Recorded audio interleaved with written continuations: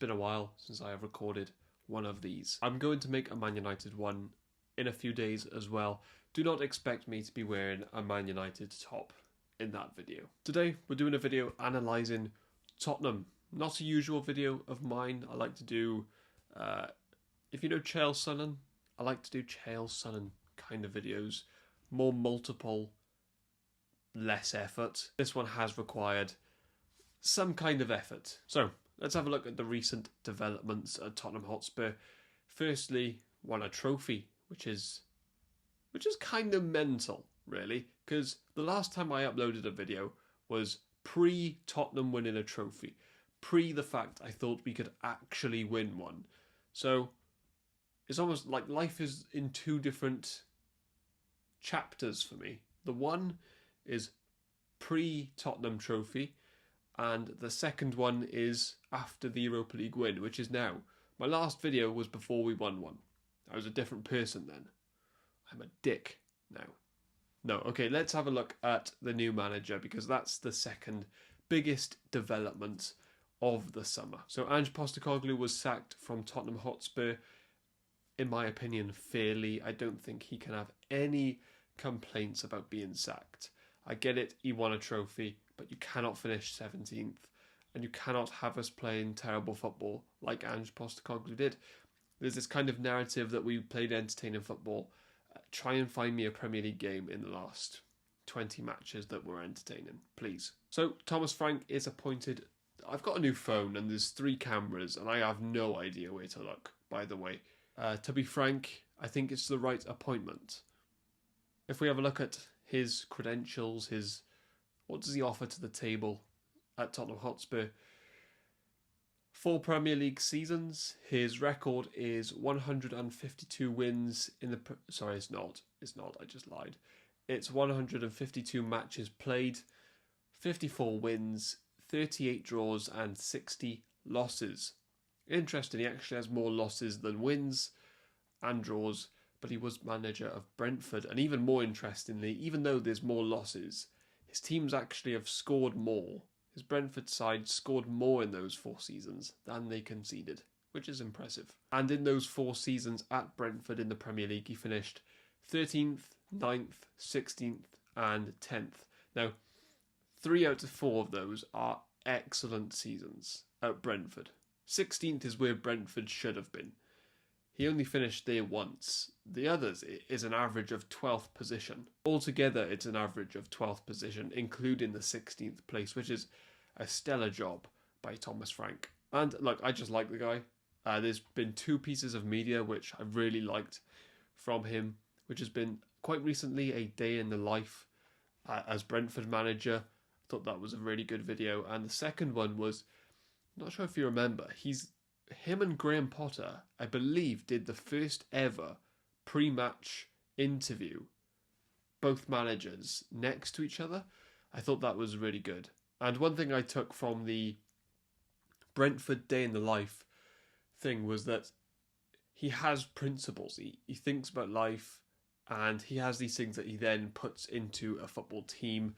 So for example, after a game, a win or a loss, the players have 24 hours to think about that win or that loss. They can be as sad as they want, as happy as they want. But after that 24 hours, you can no longer think about it. And I like that. It did annoy me, though, when he ate a pizza mid-interview. That's the only thing I have against him. It's as if he wanted everyone to know that he's eating pizza mid-interview. That was a strange one. Not sure why it annoyed me so much, but it did. Anyway, I am very pleased with the appointment. He's also adapted through his career, unlike Ange Postecoglou, who didn't adapt really ever, apart from the final, which I thought was good. But Thomas Frank has adapted his entire career, and he plays mainly a 4-2-3-1, which he did at Brentford, which suits Tottenham so much more than a 4-3-3 that Ange Postecoglou displayed. What I've written in my notes here is Tottenham Hotspur, like everything, is like an iceberg, right? You have the top bit, which you can see, and I think the top bit looks very bad. I know they won a trophy, so that's at the top of the iceberg, which is good. But the rest of it, I think, looks bad. You know, when you see 17th place, when you see Ange Postecoglou sacked, Brentford manager, when you see Maddison getting injured all the time, injury problems in the defenders, Son not as good as he once was, the top bit of the iceberg looks bad. Players underperforming, for example. But the rest of the iceberg, for me, looks pretty good at Tottenham, and I see a lot of potential there. And I'm not just saying that because I'm a Spurs... Well, I might be. I might be saying that because I'm a Spurs fan. I probably am. But when I look at it, it looks pretty good. So if we look at the starting 11, if I just move my mic, the voice memo thing. So if I just look at the starting 11 at Tottenham, my screen is over there. That's what I'm looking over there. When I look at that 11, Vicario, Porro, Romero, Van de Ven, Udogie, I think that's a much better defence than Ange Postecoglou made them look. I think it's a very good defence and a very good goalkeeper. We'll come on to him though. The midfield, I've just gone... This is basically a predicted lineup, what I've gone with. There's obviously other players that could have been in these positions as well. So Gray and Basuma is just my predicted one. Then you have Johnson, Son, Maddison and Solanke. Now when I look at that team, that starting 11, I think that's a strong team. And I think it should be tough to beat. Which is something Ange made us not... was tough to beat. Now, when I look at it, if I was to grade it out of 10, I would say it's about a 6.5. Now, that sounds bad, but that's because the standards of averages have gone up. 7 is now average. I could make an hour video on how that's not average. 5 is average, right? So I've gone with 6.5, which means I think it's a good team. 7 would be in the lines of very good. Don't think it's very good, but I do think it's a good team. And from the bench, you have Kinski, who's a very good goalkeeper. Danso, who did a very good job when he came in. Jet Spence, Bentancur, Basuma, Papsar, Kulusevski, Wilson Odobit, and Richarlison. A good bench. Good foundations for Thomas Frank to build on. And I will add that that Tottenham team is better than Brentford's, who just finished 9th. Talking points, Vicario needs to improve. At the end of the season, I do not understand what he was doing. Seems to be a Tottenham thing where someone starts very well in their Tottenham career and then they just self-destruct. And I feel like that's what Vicario is doing, because last year, 23, 24, excellent. Didn't make a mistake, looked cool, and he went from that to being the most rash, erratic goalkeeper I've ever seen. He also owes his Tottenham career now to Mickey van de Ven, because what he was doing in that final, it's as if he had a bet on Man United to score, and he's relying on Van de Ven to turn into a super gymnast to get him out of situations. So, Vicario, albeit I think very good, this year needs to cement that position and not be as mental as he was last year. So the next talking point, centre-back depth. I've thought about this one a lot because initially when Ange was manager, for me centre-back depth would have been the number one priority. We couldn't have gone into the new season with Dragashin and Danso as the only backup centre-backs and Ben Davis. Couldn't have happened. It's the one thing that has plagued Spurs for many years now. When you look at Mourinho, why did he fail? Well, the front three was good enough. The midfield was decent. It's the defence. The centre-back. We had Alderweireld and Davis, or Dyer, and Conte, who plays 3 centre-backs. We had Dyer, Romero, Davis. Not good enough again. So the centre-backs in the last few years have been our biggest problem, and typical Daniel Levy fashion doesn't really want to address that. So, and with Ange Postecoglou basically trying to ruin the career of Romero and Van de Ven, backup depth was very necessary, because even though I criticise Ange, with Mickey Van de Ven and Romero, we were much better. We were near a top 4 side with those two.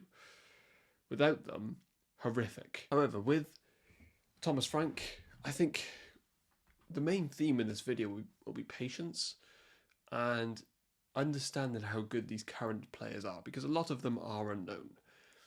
I want to see if Dragusin, who was linked with Barcelona and Bayern Munich and Real Madrid, I want to see if he is good.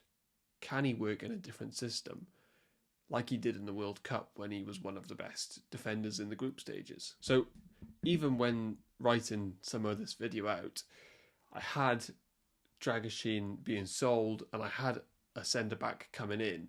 I've actually changed my mind, and bear in mind I wouldn't be against Tottenham signing a centre-back. I'm just saying I no longer think, until January at least, I no longer think we need a centre-back, and I think I'm willing to see if Dragusin and Danso are good enough. Also, you have Ben Davies. We've discussed some things. Now I'm just having a look at the team here. Basically what I've done is every player who's going to be in the first team and the depth in every position, and the orange represents players that could go, could leave, and the red is players who I think need to leave. So if we look at the goalkeeper situation, Vicario Kinski, and also, actually I forgot to say, the greener it is, the stronger I think that position is. So as you can see, Vicario Kinski I think is strong. Porro Spence I've actually put as joint top strongest in the entire squad. Romero and Danso, let's just say Romero doesn't leave, very strong. Van der Ven, Dragusin, Davis, I've put mildly green because Van der Ven is very good.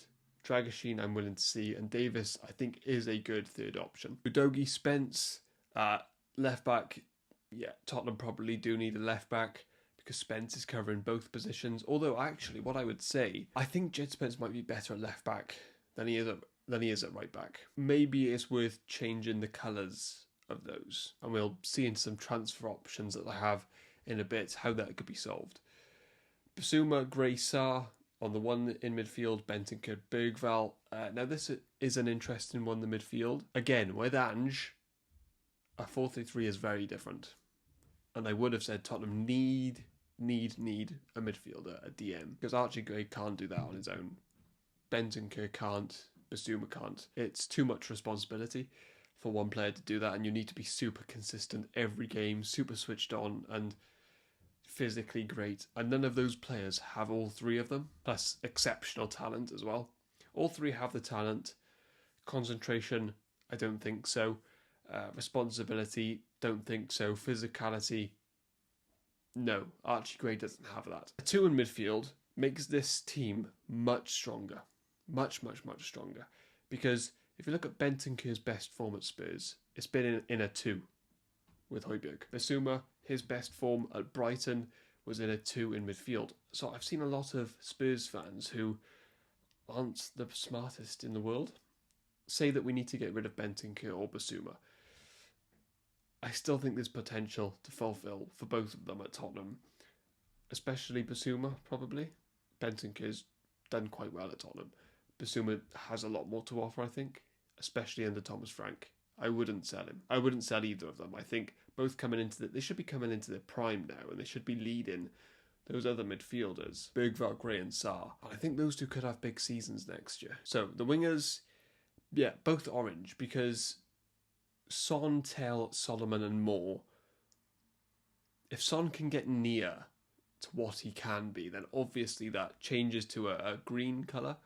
And the depth I like. We'll get on to the wingers a bit more in depth in a minute. But yeah, Brennan Johnson, Odobert and Yang Min Hyuk.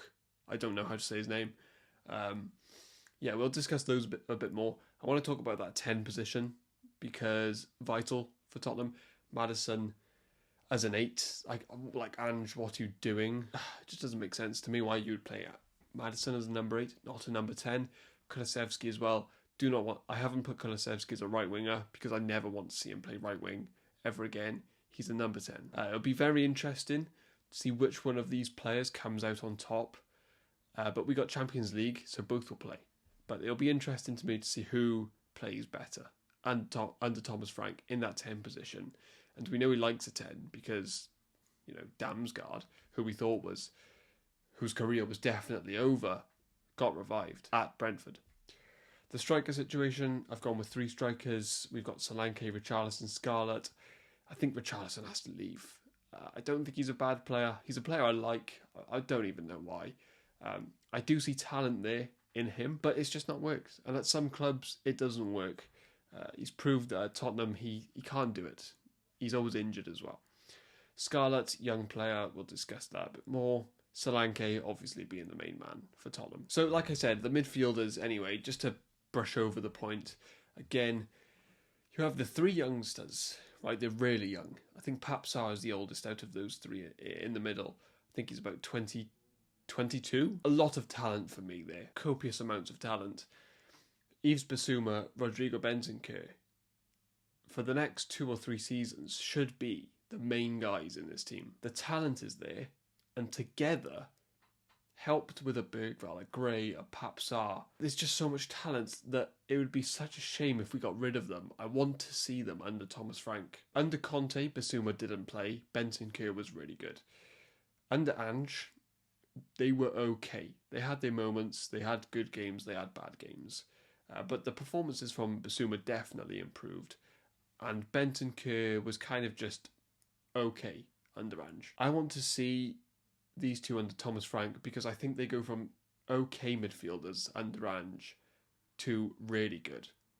That's what I think anyway. The talent's there. Then you have the 2 number 10s, like we mentioned, Dejan Kulusevski and James Maddison. And when I look at that midfield, it just seems really healthy to me. I like it. So I would say there's no need for Tottenham to buy a midfielder yet, this season anyway. Stack funds and see, like I said, a theme in this video is going to be, let's see how good these players are. So onto the wingers, we have the left wing. Now, obviously, Mathys Tel has been added to this. I'll discuss him a little bit more in a bit, but before that signing got made is when I made this little graphic here. You can see the depth. Now, a lot of people will say Son should leave. I don't think so. I think 1 more year is fine with Son. Manuel Salomon, I think, is a really good option off the bench. I know some people don't want him at Tottenham because, politics, but he's a footballer, right? I think he's a good player. He had a really good season at Leeds. Interestingly, Son somehow still had the most goals out of all our wingers, apart from the right wingers, of course, Brennan Johnson. But Son had a decent year, goal-wise, but performances was terrible. I think he can improve still. He can't improve on the level he's been at. He's never going to be at that level. He can improve on last year, though. I think definitely. Manuel Salomon, for me, a really good option off the bench. And the young Mikey Moore, I think, has been a little bit overrated by our fan base so far, but clearly has talent. So for me, the left wing is looking really good. You have someone at 32, the senior figure, someone at 25, kind of that peak age or coming into their peak, and then the young star, the one who's meant to be the next Son, basically. So onto the right wingers, and as you can see, it's a little bit light. A lot of fans, I think, will be saying we need a right winger, and if we sign Mohamed Kudus, right, you will hear no complaints from me. But I think you have to be really careful who you're thinking about. And with these 2 players, I didn't like the Odegaard signing. I don't believe in the talent that much, if I'm being honest. I hope I'm wrong. Brennan Johnson and Wilson Odegaard, though, I do want to see how good they can be. He got 18 goals last year, Brennan Johnson, and 4 assists. Scored in the final. He had a good year individually. I still think there's so much more to him that can be unlocked. And we're not seeing... I think we're at 50%. I think there's a star there. I really do. I think there's a really good player. And he's clearly a natural goal scorer. There was a goal we scored against Roma in the Europa League. It was my favourite goal we scored last year. The finish from him was just stunning. I still think there was general play. That has to improve, is general play. Otherwise, he will not make it at Tottenham. He won't. Another 2 years. I want to see that side of him. Because if you can just add that creative side, beating his men a little bit more, using that pace that he has more, and being that goal scorer, then you have a really good player. At the moment, he's just okay. Wilson Odegaard, he's still got a lot of time to improve. I'm pretty happy with the right wing position. And like I said, even if somehow both of these got injured, then I would be fine if we put Dejan Kulusevski at right wing, or the young South Korean. I think we should do some different things with him, like I will mention. But yeah, the right wingers I'm pretty happy with. And again, for me next year, I want to see how good these players are. I still think there's a lot more to come from both of them, but Brennan Johnson specifically. The strikers, Dominic Solanke, stats-wise wasn't a really great year for him last year, but good. And his performances really impressed me. I need to stop saying really so much. It's getting really annoying. So yeah, Dominic Solanke, individually, I thought was one of our best players. Now, that wasn't a very difficult thing to do last year. When we went to Anfield, he probably gave Van Dijk one of his toughest games last season. Now, I think we lost the game like 5-0, but he did give him problems, and he's a striker that can do that. He presses hard, he's strong, he holds the ball up well, great footwork. Again, though, need more goals next year. Let's see how good you are. Richarlison, like I said, it's time to leave.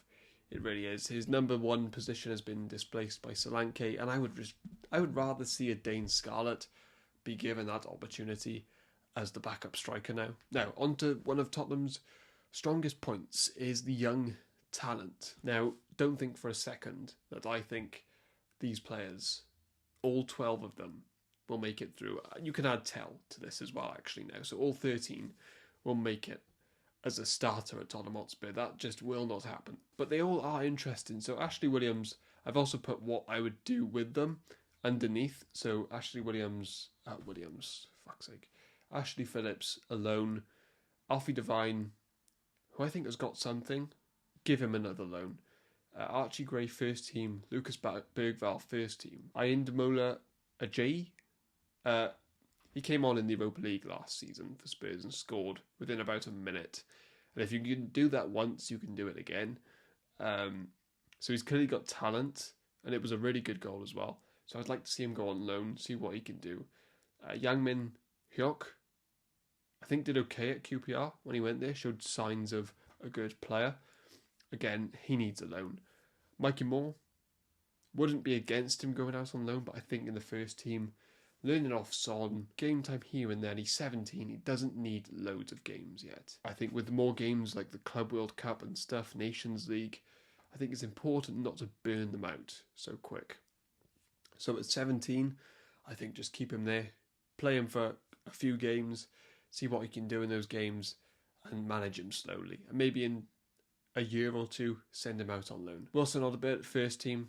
Yep, that's fine. Aleo Valise, 21, send him out on loan.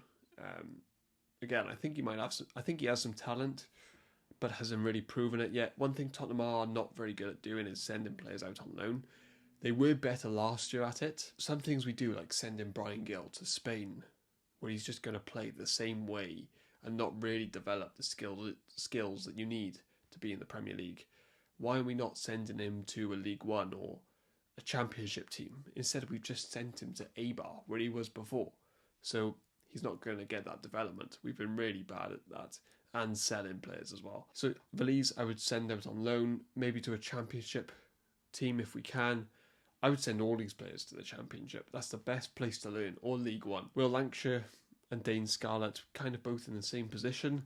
Again, Will Lancashire was on West Brom, but he's not going to start at West Brom. They're one of the better Championship teams.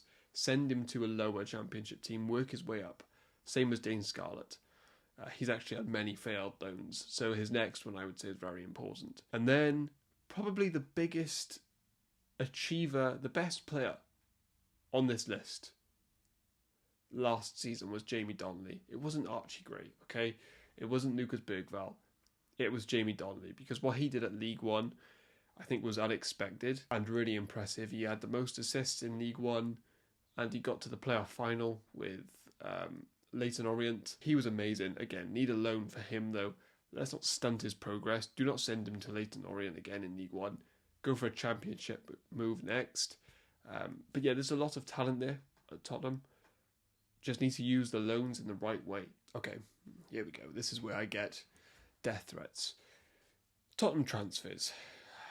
Now there's 3 players here. One of them has been signed that I wouldn't have signed if I was Spurs. Now, I'll start with Tell, because obviously he's signed now for 30 million. Now the price is actually okay.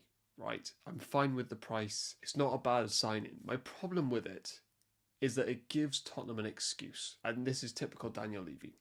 We're signing a player who, let's be honest, didn't do very good for us. Well, I would say didn't do good on his loan. He didn't impress me enough to think we need to sign this fella for 30 million quid. His decision making in the final third was poor. I think he scored 2 goals maybe, one of them being a penalty. Overall, just thought he was quite poor. And in the final third, I thought he would be much better than he is, but he wasn't. And he was quite frustrating. He's young, however, but what it does now, because they've signed Tell, they won't sign a striker now. Tottenham. They won't do it because, we got Tell as a backup. We got a player who didn't do well for us as a backup. And this is the sort of shit Tottenham do that, is the reason why they don't win a trophy for 17 years. So that's my problem with the Tell one, is I don't think he was good enough to earn the permanent deal. Ebreze, by the way, Tell has to go on loan for me next year. Ebreze, I don't get it. I get that he's a fantastic player. I love him as a player. He's one of my favourites in the Premier League. Where does he fit? Our strongest position, I highlighted, was the number 10 position. Maddison, Kulusevski. As a left winger, or left mid, ask any Crystal Palace fan, ask a QPR fan, how less effective he is in that position, and they would say probably by about 50%. Same thing for Xavi Simons, by the way. Simmons. Again, Xavi's, to be fair, whenever I've watched Xavi Simmons, I've actually not been impressed. I don't think he's that good. Ebreze, I do think is very good. I think Eze is by far the best player on that list, but it doesn't make sense. And you don't just have to sign players because they're okay. I would be focusing more on the winger department. I know people will say we can play Eze as a winger. No, an actual winger. And the fan in me, when I see him, if I see him in a Tottenham kit, I'll be like, wow. But can't see it happening. It won't happen for a start. We won't spend that much money, and it really doesn't make sense. Personally, I'm pretty happy with James Maddison as the number 10 at Tottenham and Dejan Kulusevski. Here are some options. Here are some options for players that we could sign, I think, in positions that, like I've mentioned, I don't think we need. But if we want, here are some. A right back and a left back that are both out of contract. Now, I like Nico Williams a lot for Tottenham. Now, do I think he's an incredible player? No. But as a backup, right back and left back, I don't think Tottenham could really do much better than Nico Williams. I think he would take it. We're in the Champions League now, remember? Right, I know he's in League 2, Europa League 2 or something, or Europa League Conference. Or are they in the Europa League? They might be in the Europa League. No, they're in the conference, right? Forest. We're Champions League material. He's not going to say no to Tottenham Hotspur. And he's got Ben Davis, his friend. Okay? I like that signing. I even like Tyreek Mitchell as a backup, left back. And then the 2 centre-backs, that if Tottenham were to buy one... Now, if Romero leaves, Tottenham have to sign Guehi. They have to sign Guehi. And even if they didn't sell Romero or Van de Ven, I look at someone like Ake, a very good option for Tottenham. I think he would be 50 million. As you can see, I've put kind of how much I think they would cost above their price above their picture. If Tottenham signed Ake, that would be a brilliant signing. Or Guehi. And if Romero leaves, they have to sign Guehi, in my opinion. Then we go on to Mbeumo. I don't hate the Mbeumo one. I would rather see how good our current players can do. And I also do think he's a little bit overrated. I think people act like he's going to fix whoever he goes to, their problems. I don't think that at all. I think he's a good Premier League player, but 70 million for Mbeumo I think is crazy. And I think that's how much roughly he would cost. Balibur, Balibur's a special player. 120 million, that Tottenham won't do that. Tottenham are not an Arsenal. They don't make those kind of signings, but that would be a special signing. Kudus. Like, if I could sign anyone for Tottenham, it would probably be him, because I think he's world-class material, unlike anyone Tottenham are linked with. So, if we sign Kudus, I think we instantly get one of the better players in the Premier League, and potentially in the world. I love him as a player. Buonanotte, you're going to be looking at me like, what are you talking about? I really think he's got a lot of talent, and in 3 years, I think this will age very well. because I think he'll leave Leicester probably. I think he'll have a really good career somewhere else, and I think Tottenham will think, oh, why didn't we think of signing someone like Bonanotte? Or I think many Premier League clubs will be saying that.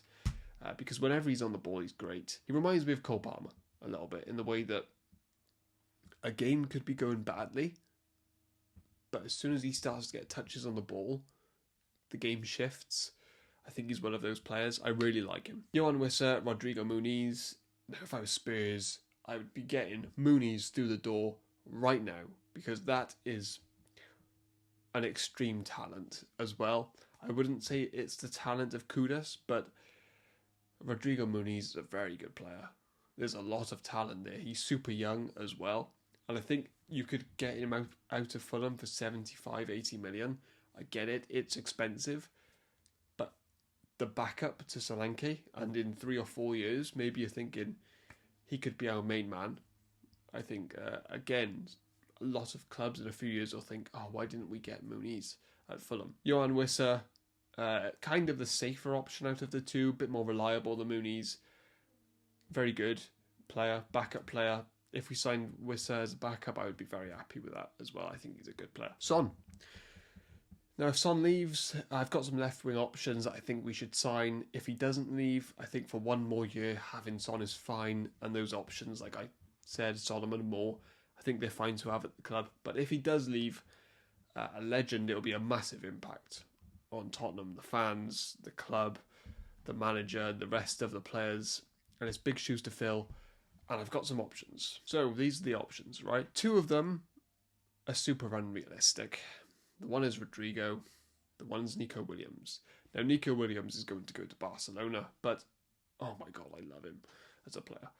Rodrigo will never join Tottenham because, again, we're not that serious of a football club. We're not an Arsenal.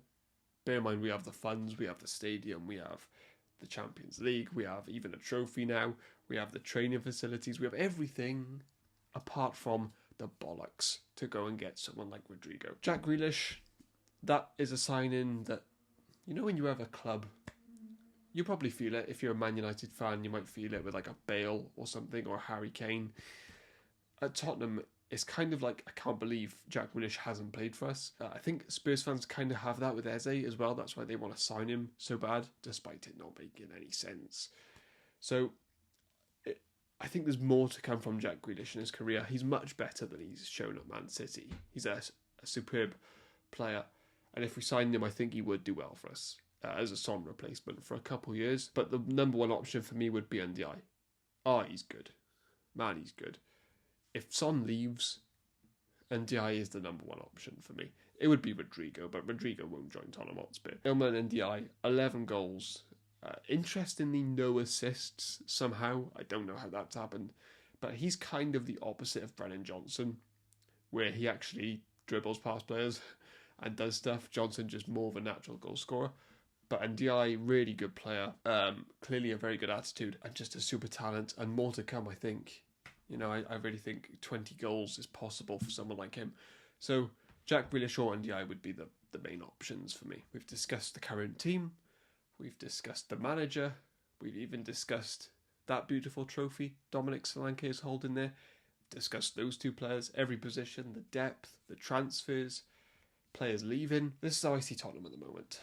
They have the best training facilities in the world. They have arguably the best stadium, maybe second behind Real Madrid. Very exciting young prospects. They have a good manager now. Potentially very good. They just need correct loan moves for those young players. They also need to find out this season for me how good these players are. Even players like Maddison.